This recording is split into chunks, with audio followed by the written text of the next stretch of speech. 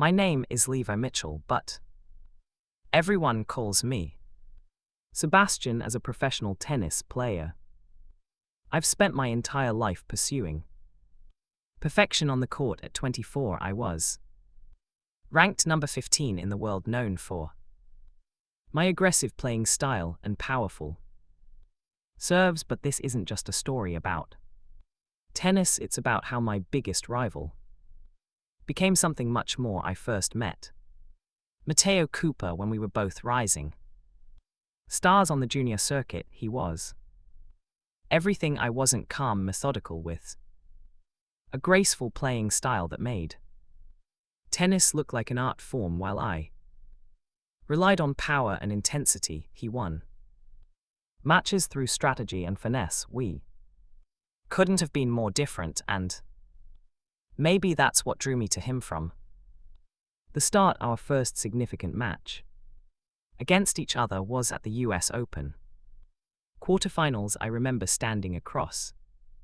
the net from him during warm-up, trying not to notice how the late afternoon sun caught his blonde hair, or how his blue eyes seemed to read my every move. I'd spent years pushing down these kinds of thoughts, focusing instead on my game, my career, my carefully constructed image. The match was brutal, 5 sets of intense back and forth that pushed us both to our limits. In the end, Matteo won by a hair's breadth, and as we met at the net for the customary handshake, his touch lingered just a moment longer than necessary. Great match, Sebastian, he said softly, his accent mix of British and something else I couldn't quite place. You've improved since Wimbledon. Still not enough to beat you, I replied, trying to ignore the electricity that seemed to spark between us. There's always next time, he smiled, and something in that smile made my heart skip a beat. Later that evening, I was sitting alone in the players' lounge analyzing match footage when he appeared again. Mind if I join you? Matteo asked, settling into the chair next to mine. Before I could respond, I always like to review my matches too, especially the close ones. I nodded, hyper aware of his proximity. We sat in comfortable silence for a while, watching our earlier battle play out on the screen. You know, he said suddenly, you telegraph your serve when you're nervous. Just slightly, but it's there. I turned to look at him, surprised by the observation. You're giving me tips? He shrugged. Maybe I just want better competition next time. Or maybe you're trying to throw me off my game, I countered, but I was smiling. Please, he laughed, I don't need mind games to beat you, Mitchell. There was something playful in his tone that made my pulse quicken. Our eyes met, and for a moment the air between us felt charged with possibility. Then my coach walked in, breaking the spell. Matteo stood up smoothly, as if nothing had happened. Think about what I said about the serve, he called over his shoulder as he left. See you around, Sebastian. I watched him go, trying to convince myself that the flutter in my stomach was just post-match adrenaline, but deep down I knew better.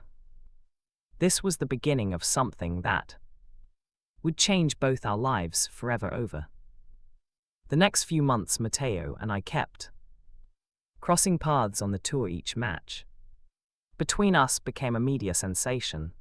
They called us the new great rivalry in tennis. What the press didn't see were the moments in between, shared glances across crowded locker rooms, late night conversations in hotel gyms, and the growing tension that seemed to crackle whenever we were alone together. During the Australian Open, we ended up practicing on adjacent courts. I caught myself watching him more than focusing on my own drills. The way he moved was mesmerizing, every motion precise and elegant. My coach noticed my distraction and frowned, "Keep your head in the game.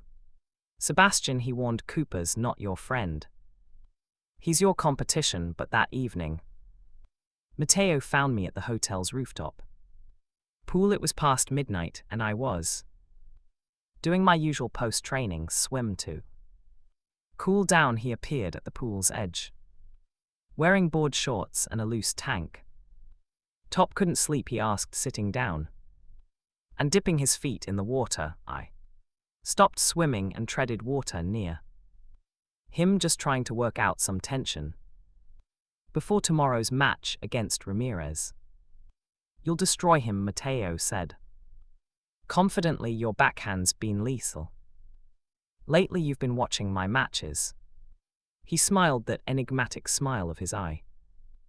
"I always watch your matches, Sebastian. No, thy enemy and all that. Is that what we are enemies?" There was a pause as he considered this. "I don't think we've ever really been enemies," he said quietly. I pulled myself up to sit beside him, water dripping from my body. Our shoulders were almost touching, and I could feel the heat radiating from his skin. "What are we?"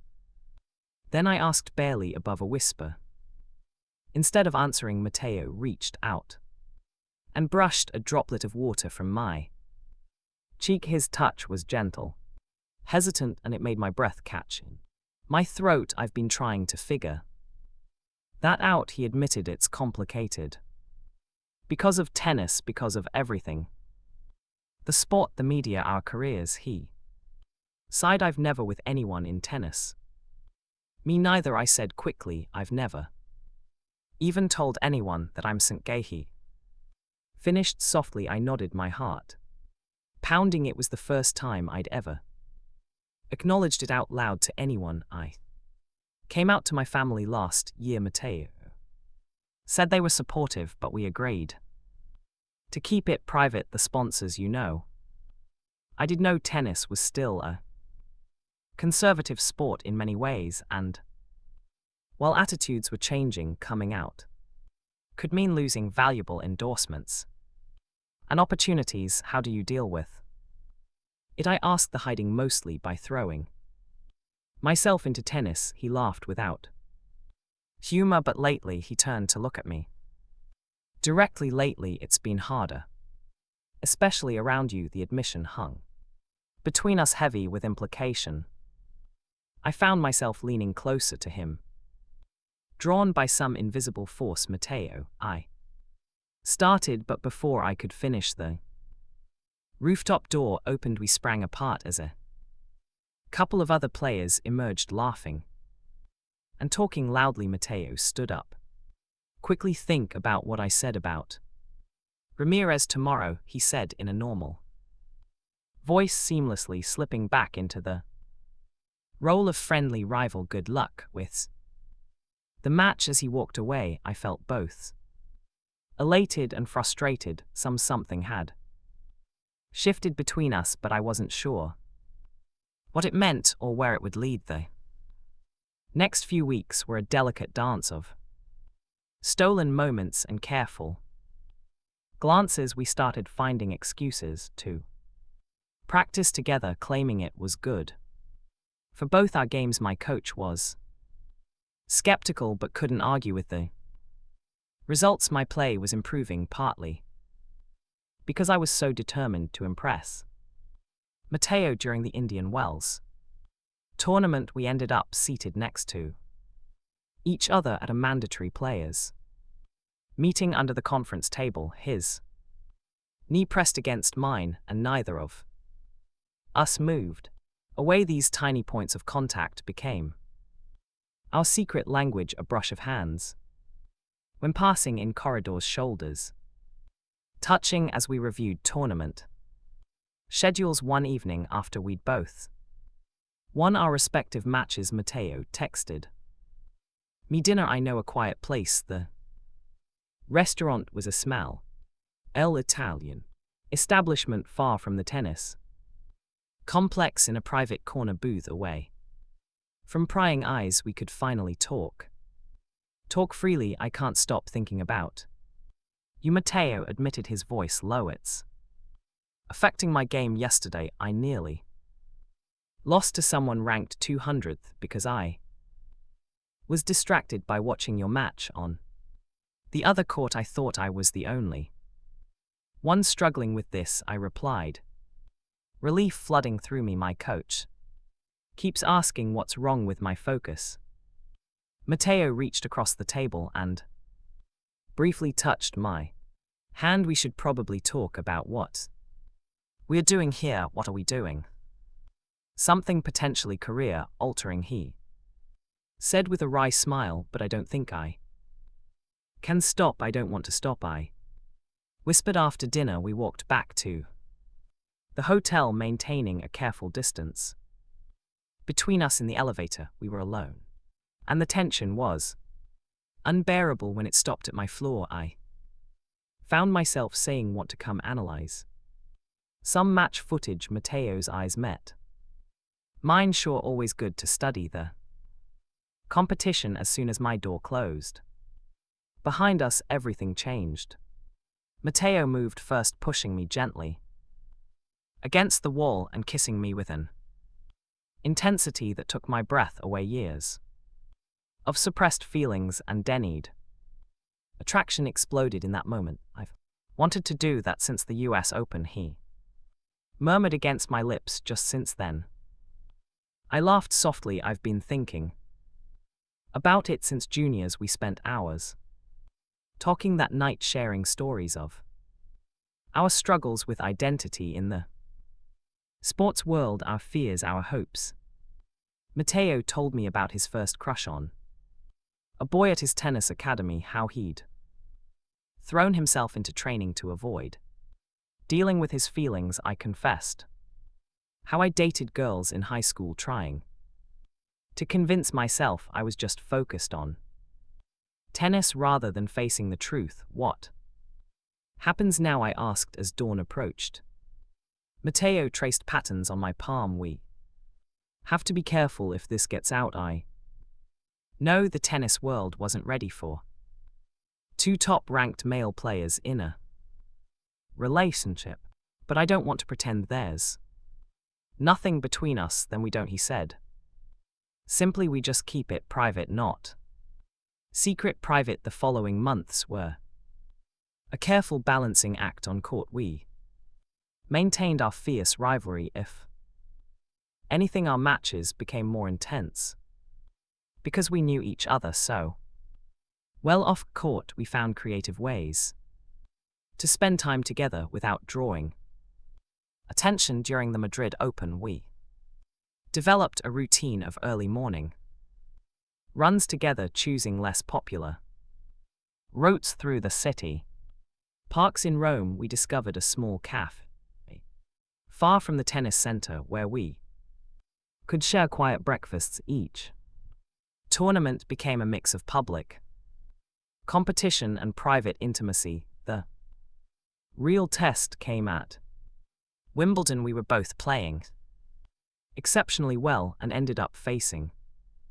each other in the semifinals. The media was in a frenzy, billing it as the match of the tournament. The night before, Matteo came to my room. "This is weird, right?" he said, packing nervously, "playing against my boyfriend in front of millions of people who have no idea we're together." It was the first time either of us had used the word boyfriend, and despite the tension, it made me smile. We've played each other plenty of times before, I reminded him.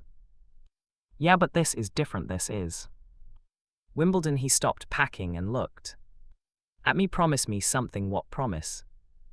"We'll play our absolute best tomorrow." "No holding back because of this," he gestured between us. I pulled him close. "I promise to crush you completely," I teased, kissing him softly. The match was everything the media hoped for. 5 grueling sets of world-class tennis. I won the first 2 sets. Matteo took the next 2, and the final set went to a tie break. Every point was fought for, with everything we Had in the end I won by the narrowest of margins when we met at the net. The handshake was perfectly professional, but Matteo's eyes told a different story. "Congratulations," he said loud enough for the cameras, then barely audible. "I'm so proud of you." The press conference afterward was difficult. Reporters kept asking about our rivalry, how it felt to defeat someone I'd lost to so many times. Before I stuck to safe answers about respect and healthy competition, all while my heart itched to tell the truth. Later that night, Matteo snuck into my room again. "That was some match," he said, pulling me into a fierce hug. "You were incredible. You were better. I got lucky on that last point." "No luck about it.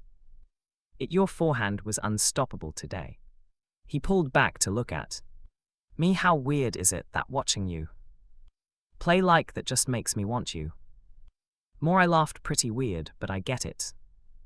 You're sexiest when you're destroying everyone else on court." We ordered room service and watched replays of the match, analyzing each other's play with the unique perspective of being both opponents and lovers. It was surreal, but somehow perfect. Matteo said thoughtfully, "Someday we might look back on this and laugh about how we had to hide." "You think things will change that much?" He shrugged. "They're already changing, maybe slower in tennis than in some sports, but still the real turning point came during the US Open 3 months later. I made it to the finals while Matteo was knocked out in the quarterfinals by a rising star from Spain. Having him in the stands watching me play was a new kind of pressure, both thrilling and terrifying. The night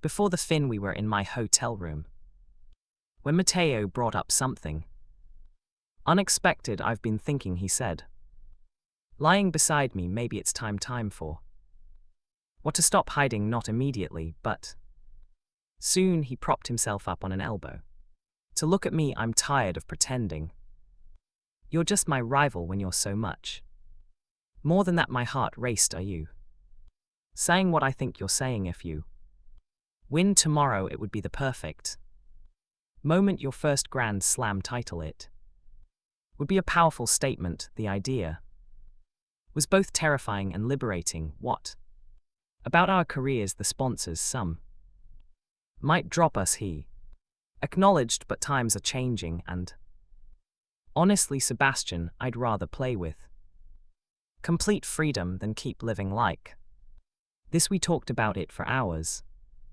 weighing the pros and cons, discussing timing and approach. By morning, we had a rough plan. The final match was against Rafael Santos, the world number 1. It was brutal. The temperature soared above 90 degrees, and we battled for nearly 5 hours. In the 5th set, with my body screaming for rest, I looked up at where Matteo sat in my player's box next to my coach. He gave me a subtle nod, and somehow I found the strength to continue when I won match point, falling to my knees on the court.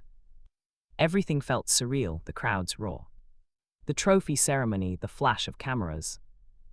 It all passed in a blur. During my victory speech, I looked at Matteo again, and in that moment I knew we were making the right decision. "Tennis has been my life since I was 6 years old," I said into the microphone, my voice shaking slightly. "But there's something more important than tennis, and that's being true to yourself." The crowd grew quiet, sensing something significant was coming.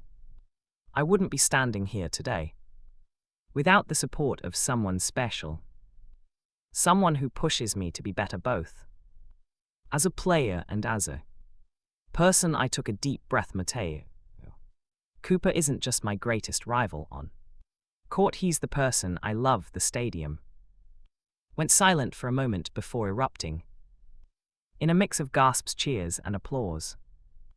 Through tears I saw Matteo standing up in the player's box, smiling and crying. At the same time, my coach looked shocked, but squeezed Matteo's shoulder. Supportively, the aftermath was intense. My phone exploded with messages. Social media went crazy and reporters camped outside the hotel. Some reactions were negative. A few sponsors immediately suspended their contracts, and there were predictably hateful comments online, but the support was overwhelming. Current and former players reached out with messages of solidarity. The ATP released a statement supporting diversity in tennis. Most surprisingly, several major sponsors not only stood by me but launched campaigns celebrating inclusion in sports. The weeks following my announcement were a whirlwind. Matteo and I gave our first joint interview to a major sports magazine, telling our story on our own terms. We talked about falling in love while competing at the highest level, the strain of hiding, and our hopes for making tennis more inclusive. The hardest part wasn't the hiding, Matteo said during the interview. It was watching Sebastian struggle alone on court and not being able to show my support openly. Now, when he plays, I can finally be there as who I really am, his partner. Our relationship became a topic of intense public interest, but we were determined to keep our private life private while using our platform to promote positive change. We established a foundation to support LGBTQ+ youth in sports, focusing particularly on providing mentorship and safe spaces in tennis. ACME's The tennis tour itself presented new challenges. Some players became awkward around us in the locker room, while others went out of their way to show support. The most touching moment came when Carlos, a veteran player known for his conservative views, approached us during a tournament in Shanghai. My son came out last year, he told us quietly. Your courage has made his life easier. Thank you. Our on-court rivalry continued to thrive, perhaps even intensified by our ability to be open about our relationship during the Australian Open. The following year, we faced each other in another epic 5-set match. This time, Matteo won, and when we embraced at the net, there was no need to hide our emotions. Still can't let you win too easily, he whispered in my ear as we hugged. The crowd's reaction to our post-match interaction, warm, supportive, treating it as normal, showed how much things had changed in just a few months. Life settled into a new rhythm. We maintained separate apartments in London, but spent most of our time together when not touring. Our competitive spirit extended to everything from Mario Kart tournaments in hotel rooms to who could make better pancakes in the morning. One evening, after a particularly grueling practice session, Matteo brought up something we'd been dancing around. Have you thought about what happens after tennis, he asked as we sat on his balcony watching the sunset. Sometimes, I admitted, I'd like to work with young players. Maybe open an academy, one that's explicitly inclusive and supportive of all athletes together, he asked, trying to sound casual, but I could hear the hope in his voice. I can't imagine doing it with anyone else, I smiled, taking his hand. We'd come so far from those first furtive glances and hidden feelings. The journey hadn't been easy. We'd lost some fans, dealt with prejudice, and faced constant scrutiny, but we'd gained something far more valuable: the freedom to be ourselves, to love openly, and to possibly pave the way for others looking back. That US Open final wasn't just about winning my first Grand Slam, it was about winning something much more. Important the right to live authentically, and as I sat there with Matteo planning our future together, I knew that was the greatest victory of all. In the end, our story wasn't just about two rivals who fell in love, it was about changing the narrative in professional sports, about showing that love doesn't diminish competitive spirit. If anything, it enhances it. We prove that being true to yourself doesn't mean sacrificing your dreams. Sometimes it's the key to achieving them. Tennis will always be a huge part of our lives, but now it's just one part of a much bigger picture. Every time we step on court, we play not just for ourselves or each other, but for everyone who's ever felt they had to choose between who they are and what they love to do, and that more than any trophy or ranking is what makes it all worthwhile.